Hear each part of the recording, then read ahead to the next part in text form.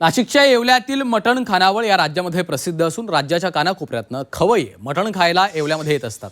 मात्र गेल्या 2 दिवसांपासून कमर्शियल गॅसचा पुरवठा बंद झाल्यामुळे खानावळी बंद ठेवण्याची वेळ हॉटेल मालकांवर आली आहे। दरम्यान बाहेर गावावरून आलेल्या खवय्यांचा हिरमोड होत असल्यामुळे येवल्यातील हॉटेल मालकांनी आता सर्व स्वयंपाक चुलीवर सुरू केला असून कमर्शियल गॅसचा पुरवठा होईपर्यंत किमान घरगुती गॅस वापरण्याची परवानगी द्यावी अशी मागणी हॉटेल मालकांनी केली आहे।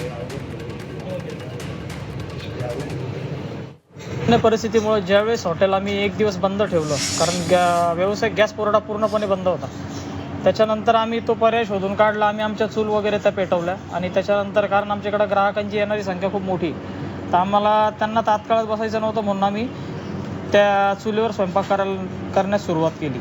आणि आमची सरकारला एकच विनंती की लवकरात लवकर याचा तुटवडा दूर करावा आणि अथवा आम्हाला घरगुती गॅस वापरण्यास तरी परवानगी द्यावी, कारण हॉटेल व्यावसायिकावर खूप मोठं संकट आलेलं आहे।